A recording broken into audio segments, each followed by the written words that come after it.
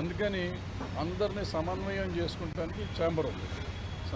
ఏది వెళ్ళినా కానీ గవర్నమెంట్ని కలవాలంటే ఛాంబర్ని కలవాలి. అందుకని నిన్న మీరు కలిసిన మీటింగ్ అంటున్నారు కదా, దానికి ఎజెండా లేదు.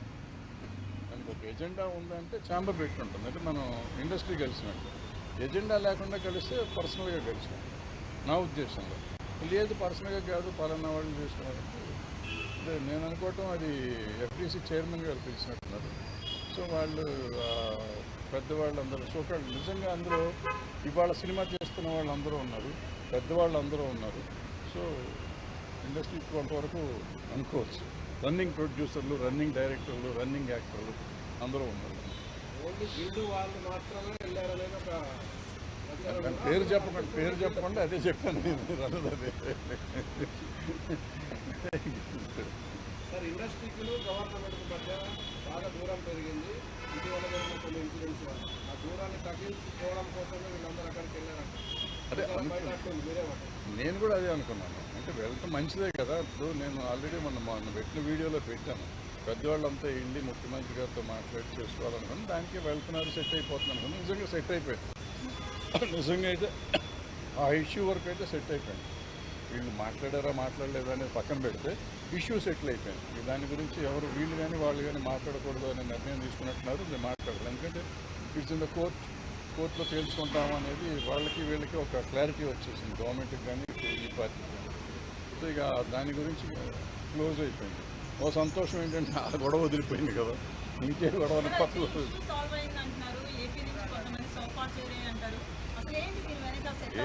అంటే ఏపీ నుంచి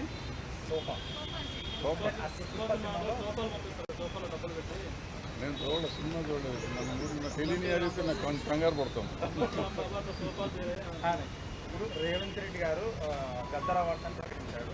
ఆ పేరు ఇష్టం లేకనే చాలా మంది దూరంగా ఉన్నారు ప్రభుత్వానికి, ఇండస్ట్రీ వాళ్ళని చెప్పేసి. ఎవరు దూరంగా ఉన్నారు, ఎవరి దగ్గరగా ఉన్నారు. ఇప్పుడు నేను అందరూ వెళ్ళారు. అంతకుముందు గద్దర్ అవార్డ్స్ ఉన్నప్పుడు మేము కొంతమంది వెళ్ళాం. మేము ఇండస్ట్రీయా, నిన్న వెళ్ళిన వాళ్ళు ఇండస్ట్రీయా, లేకపోతే ఉన్న ఛాంబర్ ఇండస్ట్రీయా, ఇట్లన్నీ మాట్లాడుకుంటూ పోతే అనవసరం. ఇప్పుడు మనం దేన్నన్నా పెంచుకుంటూ పోదాం అనుకుంటే పెంచుకున్నా వచ్చేది ఏం లేదు. ఇప్పుడు అల్టిమేట్గా ఇవాళ సినిమా తీసే వాళ్ళది ప్రాబ్లం.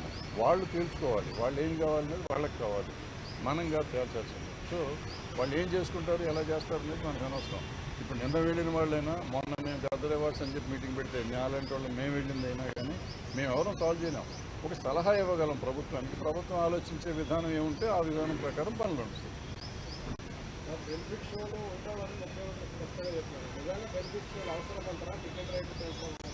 అంటే ఇది నేను 15-20 ఏళ్ళ నుంచి చెప్తున్నాను. బెనిఫిట్ షో అనేది వెయ్యకూడదు. అదేది ప్రీమియర్ షోలు వెయ్యొచ్చు. ప్రీమియర్ షోలు మేము వేసేవాళ్ళం. నేను మొగుడు కావాలి లాంటి సినిమాకి 20-25 ప్రీమియర్ షోలు వేసా ఫ్రీగా. అక్కడ మా జనానికి మెడ్రాస్లో ఉన్న వాళ్ళందరికీ చూపించేసాను సినిమా. ప్రీమియర్ షో అంటే ఆల్మోస్ట్ ఫ్రీగా చేసేవారు. ఇప్పుడు ప్రీమియర్ షోలు అంటే దాన్ని డబ్బులు చేసుకున్నారు, దాన్ని క్యాష్ చేసుకున్నారు. అది మొన్న అంతకుముందు వీడియోలో నేను పెట్టాను. మనకి సినిమాకి తేడా వచ్చేది ఒక 100 కోట్లు. హిట్ సినిమాకి. ఫ్లాప్ సినిమాకి అయితే ఫ్లాప్ అయితే ఏ రూపాయి తేడా రాదు. టికెట్ రేట్ పెంచినా తేడా రాదు, టికెట్ రేట్ తగ్గించినా తేడా రాదు.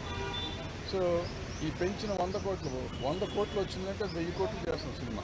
1000 కోట్లు చేసిన సినిమాకి 100 కోట్లు తగ్గితే కొంపే మనది. ఎందుకంటే ఇలా 500 కోట్ల నుంచి సినిమా తీయలేం మనం, ఎంత ఖర్చు పెట్టినా కానీ.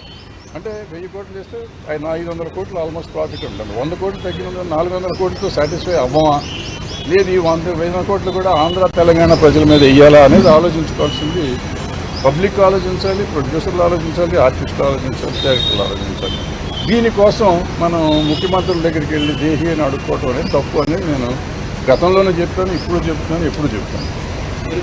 జరిగిన చర్చలు కేవలం పెద్ద సినిమాల చర్చలు మాత్రమే జరిగినాయి. చిన్న సినిమాలకు సంబంధించిన చర్చలు చిన్న సినిమాల నిర్మాతలు అంటున్నమాట. అంటే ఇప్పుడు ఏ సినిమాలు అనేది ఏం లేదు. ఇంటర్నేషనల్ స్టాండర్డ్లో సినిమాలు తీయాలి అనేది మనకు ఉంది. ఆల్రెడీ ఇంటర్నేషనల్ స్టాండర్డ్ పడుతుంది. పుష్పం ఉంది, మొత్తం ఆల్ ఇండియా రికార్డ్స్ అన్ని బ్రేక్ చేసిందంటే గర్వమే కదా. అంటే ఆటోమేటిక్గా మీకు ఇంటర్నేషనల్ రికార్డులు వచ్చింది. ఇప్పుడు టాప్ 100 లిస్టులోకి వస్తే మీరు కింద ఎక్కడో ఉంటుంది, 90లోనో 95లోనో ఉంటుంది. వరల్డ్ సినిమాల్లో చూస్తే 1500 కోట్ల నుంచి చిన్న అమౌంట్ కాదు కదా. 1500, 1600 వచ్చింది. సో ఆటోమేటిక్గా మనం వరల్డ్ రికార్డులోకి వెళ్ళిపోయాం. ఏంటంటే మనం ఇక్కడ ఆల్రెడీ సినిమాలు తీస్తున్నాం. ఇక్కడ తీయింది ఏం లేదు. మనకు అన్ని భాషలు, తెలుగు, తమిళ్, కన్నడం, మలయాళం, హిందీ, ఒరియా, బెంగాలీ, భోజ్పురి, మరాఠీ జరగలేదు. మిగిలిన అన్ని భాషలు ఇక్కడ జరిగింది. మరాఠీ కూడా జరిగింది. మరాఠీ కూడా సైరాత్ ఇక్కడ జరిగింది. సో ఇట్లా అన్ని సినిమాలు ఇక్కడ జరుగుతూనే ఉంటాయి. జరుగుతూ ఉంటే ఇప్పుడు కొత్తగా మనం దీన్ని చేసేది ఇంగ్లీష్ సినిమాలు అంటే వాళ్ళు ఎక్కడెక్కడో తీస్తున్నారు, ప్రపంచం తీస్తారు. మనకు అప్పుడప్పుడు గాంధీ ఇక్కడ తీశారు. ఇట్లా చాలా సినిమాలు కొన్ని తీశారు ఇక్కడ. తీస్తారు. మనం ఎప్పుడు నా చిన్నప్పుడు షేక్స్పియర్ వాళ్ళు అనుకుంటారు, శశి కపూర్ సినిమా ఇక్కడ హైదరాబాద్లో, మొత్తం హైదరాబాద్లో తీశారు. సో అట్లా అవసరమైనప్పుడు సినిమాలు తీస్తూ ఉంటారు. దానికి అంటే FDC తరఫున ముఖ్యమంత్రి దగ్గర అంటే ప్రాబ్లం ఎక్కడంటే FDC తరఫున పోవాలంటే FDCని పిలవకూడదు. నాకు తెలిసినంత వరకు FDC should request chamber. Chamber వాళ్ళు అందరినీ కోఆర్డినేట్. ఎందుకంటే FDC పని ఏంటంటే వీళ్ళని కోఆర్డినేట్ చేయడం, జనాన్ని కోఆర్డినేట్ చేయడం. నాకు ఇష్టమైన వాళ్ళు నేను తీసుకెళ్ళడానికి కాదు. సో ఆయన పర్సనల్గా తీసుకున్నట్టుగా పర్సనల్గా తీసుకెళ్ళి ఉంటాడు. కానీ మనం we should not object and we should not comment on that also.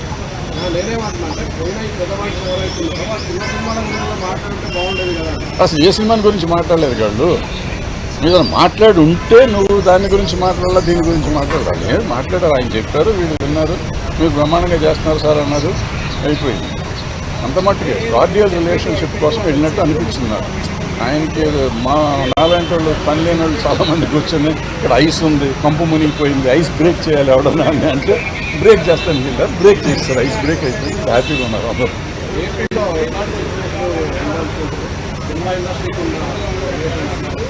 బాగానే ఉంటుంది. ఎప్పుడు వెహికల్ ఏముంటుంది అంతా బాగానే ఉంటుంది.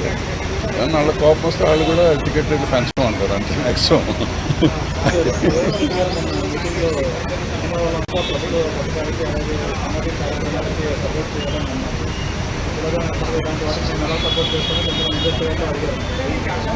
అవన్నీ అంటాం కానీ అమ్మా, ఇప్పుడు అల్లు అర్జున్ ఎప్పుడో నా చిన్నప్పుడే చేశాడు, సుకుమార్ డైరెక్షన్లో సినిమా షార్ట్ ఫిల్మ్ చేశాడు, సామాజిక స్ఫూర్తితో చేసింది. ఎన్టీఆర్ ఏదో చేశాడు, చిరంజీవి గారు ఏదో చేశారు. గొంతు పోతుందా ఇంతకంటే ఎక్కడ అరుస్తాను, ఇంకా అరిస్తే తిక్కానంటారు మళ్ళీ. అల్లు అర్జున్ గారు సుకుమార్ గారు సినిమా చేశారు, షార్ట్ ఫిల్మ్ చేశారు, చాలా బాగా అద్భుతమైన సినిమా అది. అట్లాగే ఎన్టీఆర్ గారు రెండు సినిమాలు చేశారు షార్ట్ ఫిల్మ్స్ ఈ సోషల్ కాజ్ మీద. అట్లాగే చిరంజీవి గారు చేశారు. సో చేసే వాళ్ళంతా చేస్తానే ఉన్నారు, చేయట్లేదు అనేది కాదు. పుష్ప సినిమాకి కూడా అల్లు అర్జున్ గారు ఏదో సినిమా షార్ట్ ఫిల్మ్ చేసినట్టున్నారు డ్రగ్స్ మీద.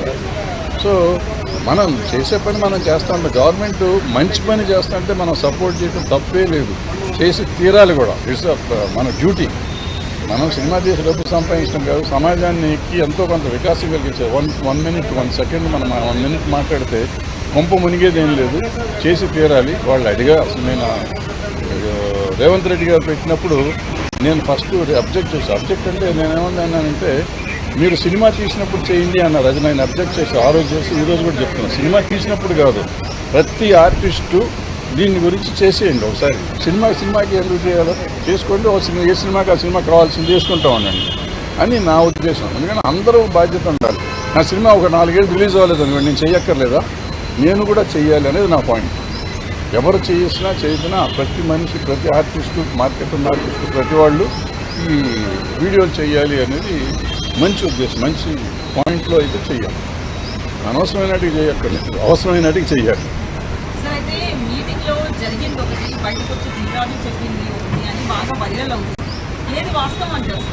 నేను వెళ్ళలేదు కదా, నాకెట్లా వాస్తవం తెలుస్తుంది. వాళ్ళంతా హ్యాపీగా ఉన్నామని చెప్పారు. బెస్ట్ మీటింగ్ అన్నారు. అంటే ఎజెండా లేని మీటింగ్ కాబట్టి డెఫినెట్గా బెస్ట్ మీటింగ్ అవుతుంది. ఎందుకంటే వీళ్ళకి ఒక పాయింట్ లేదు, వాళ్ళకి ఒక పాయింట్ లేదు. వాళ్ళు కొన్ని మంచి విషయాలు చెప్పారు, వీళ్ళు కొన్ని మంచి విషయాలు చెప్పారు. కాబట్టి అద్భుతమైన మీటింగ్ అది. ఎవ్వరికి ఏ రకమైన బాధ లేకుండా జరిగింది, అద్భుతంగా జరిగింది.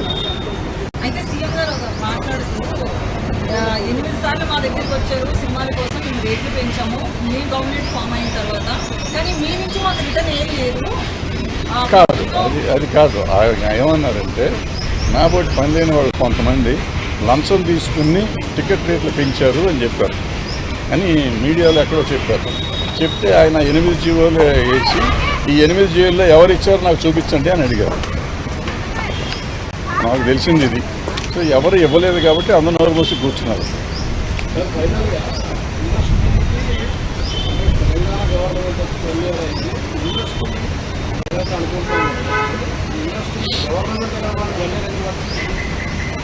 ఇండస్ట్రీ గవర్నమెంట్ దగ్గరికి వెళ్ళాల్సిన అవసరం ఏం పని ఉంది? సమస్యలు ఉంటే వెళ్ళాలి. సమస్య ఇప్పుడు నేను వెళ్ళిన సమస్య కోసం వెళ్ళలేదు కదా, నేను ఫలానా సమస్యకి వెళ్ళారని ఎవరినైనా చెప్పమని ఒకళ్ళు. చంద్రబాబు నాయుడు ముఖ్యమంత్రి తెలంగాణ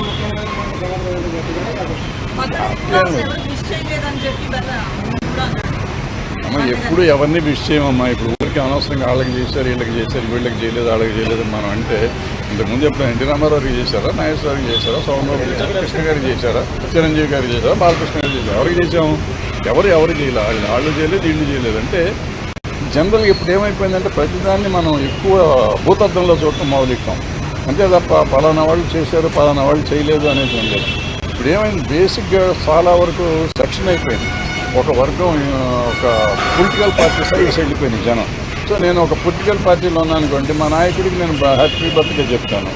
ఇక్కడ ఈ పార్టీ ఉంటే ఇక్కడ చెప్తూ ఉంటారు. ఇప్పుడు ఈయనకి కావాల్సిన వాళ్ళు వీళ్ళకి చెప్తారు, వాళ్ళకి కావాల్సిన వాళ్ళు వాళ్ళు చెప్తూ ఉంటారు. అంతే తప్ప అందరూ చెప్పారు ఇది ఇండస్ట్రీ అనుకుంటే కాదు.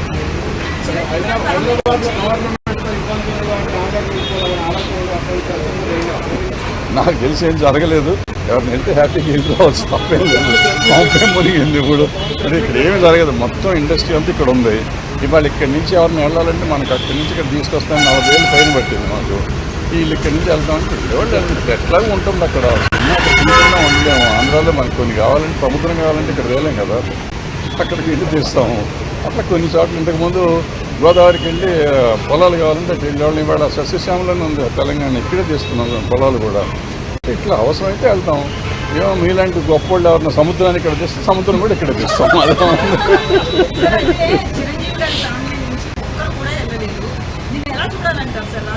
ఎలాగో చూడక్కర్లేదమ్మా, నాకంటే గొప్ప వాళ్ళు నేను వెళ్ళలేదు కానీ ఏం లేదు.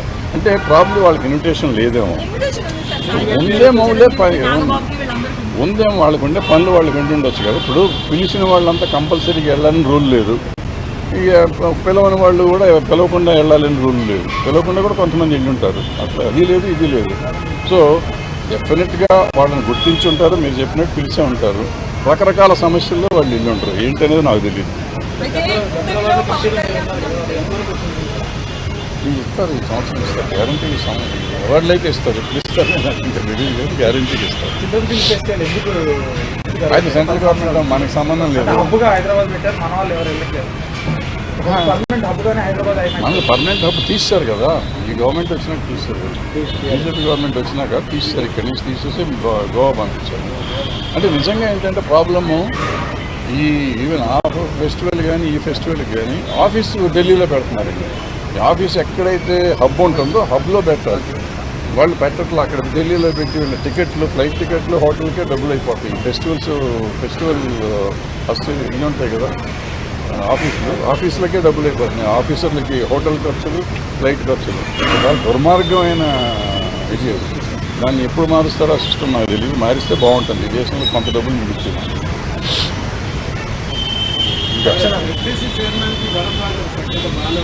అద్భుతంగా ఉంది. నాకేంటో మా తమ్ముడే కదా. ఇప్పుడు ఎవరైనా నాకు ఇండస్ట్రీలో ఉన్న వాళ్ళు అందరూ, ఇప్పుడు మేము ఎప్పుడు వచ్చాము, మా ఎన్టీ రామారావు, నాగేశ్వరరావుతో తీసారు, నాన్నగారితో సోమబాబు అందరూ తీసారు, నేను కృష్ణ గారు అందరూ తీసాను. సో ఆ జనరేషన్ నుంచి వచ్చేసరికి నెక్స్ట్ జనరేషను వీళ్ళు వచ్చారు. నాగార్జున గారు, బాలకృష్ణ గారు, వెంకటేష్ గారు, చిరంజీవి గారు వాళ్ళు నా కాంటెంపరీస్. ఇట్లా వచ్చినాక వాళ్ళ పిల్లలు ఇప్పుడు హీరోలు అయ్యారు. సో వీళ్ళందరూ మాకు ఇండస్ట్రీలో నా పిల్లలు, నేను నా కళ్ళ ముందు పెరిగిన వాళ్ళు, నాకు పిల్లలు. ఇప్పుడు నేను మొన్న తిట్టాను, అల్లు అర్జున్కి మొన్న నేషనల్ అవార్డు వచ్చినప్పుడు మంచిగా సంతోషించాం. ఇవాళ 1600 కోట్లు చేస్తే సంతోషిస్తున్నాం.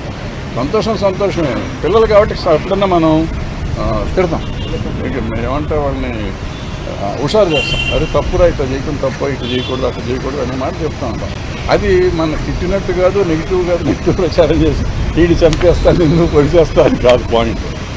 నా వరకు నేను ఏంటంటే ప్రతిదానికి స్పందిస్తూ ఉంటాను. నాకు నచ్చింది. ఇప్పుడు నిజంగా చెప్పాలంటే ఫోన్ చేసి చెప్పొచ్చు కదా అని మీరు అడగచ్చు. ఫోన్ చెప్పారు మా పిల్లలు ఎదిగిపోయారు, మాకు అందుబాటులో లేనంత లెవెల్కి ఎదిగిపోయారు. సో వాళ్ళకి నాకు వేరే మార్గం లేదు. నేను చాలా విషయాలు నిజంగా చాలామందికి నేను డైరెక్ట్గా చెప్పొచ్చు, బట్ ఎవరో మన మాట ఏందో నాకు కోచ్ నేను చెప్పడం అనేది నేను ఒక పాయింట్గా పెట్టుకున్నాను. కాబట్టి నాలో నేను పెట్టుకోవటం అనేది నేను ఓ వీడియోలు పెడతాం మొదలెట్టారు. ఫార్చునేట్గా కొన్ని వైరల్ అవుతాయి, కొన్ని దాని కాంట్రవర్షియల్ అవుతాయి, కొన్ని రకరకాలు అవుతాయి. బట్ నా ఉద్దేశం ఎవరిని హర్ట్ చేయటం కాదు, ఎవరిని ఏదో బట్టలోడు తీసాడు ఇటువంటి పెడతా ఉంటారు మన వాళ్ళు. నేను అటువంటిది ఎవరిని ఏమి చేద్దాం అనుకోను. నేను చెప్పేది ఏంటంటే మన పిల్లలు మన జాగ్రత్తగా ఉండాలి, మనం ఇట్లా ఉంటే బాగుంటుంది. ఎందుకంటే వీళ్ళు ఎదిగిపోయినాక కొన్ని మాటలు వినని పరిస్థితులు, కొన్ని కోటరీలు చేరి వాళ్ళు చెడగొట్టే వాళ్ళు ఉంటారు. వాళ్ళ మాటలు వినకండి బాబు, మీరు పెద్దవాళ్ళ మాటలు కొన్నిటికి వినండి, కొన్నిటికి వాళ్ళే కావాలి. మీరు కొన్ని పనులు చేయాలంటే మా వాళ్ళు వెమటన్నోళ్ళు కావాలి, కొన్ని పనులు చేయాలంటే పెద్దవాళ్ళ మాటలు వినాలి అనేది నా పాయింట్. అది చెప్తానికి ప్రయత్నం చేస్తూ ఉంటాను. సార్ అయితే ఈ ఇష్యూ మీద ఏ ప్రాతిపదికన ఏ ఎజెండాను ముందుకు పోయాలని అట్లీస్ట్ చైర్మన్ గారు కాల్ చేసి అడగడం జరిగింది. అడగలేదు. నాకు ఎందుకమ్మా ఊరికి పని రాకుండా సినిమా తీసి 10 ఏళ్ళు అయిపోయింది. ప్రతిదానికి ఫోన్ చేసి ఎందుకు చేసావు, నన్ను ఎందుకు వెళ్ళి మనకి అవసరం. పిలవలేదు, చాలా సంతోషంగా పెట్టుకోవాలి. అక్కడి నుంచి అక్కడ దాకా వెళ్ళి బయట కార్లు పార్క్ చేసి ఇవన్నీ తలకాయ నొప్పి. అబ్బా పిలవలేదు, అదృష్టం బాగుంది అనుకున్నాను. పిలిస్తే వెళ్ళాలి కదా, పిలిస్తే ముఖ్యమంత్రి గారు పిలిస్తే వెళ్ళలేదు మళ్ళీ అంటారు. నాకెందుకు వచ్చిన డాడీ ఇది. Right, thank you.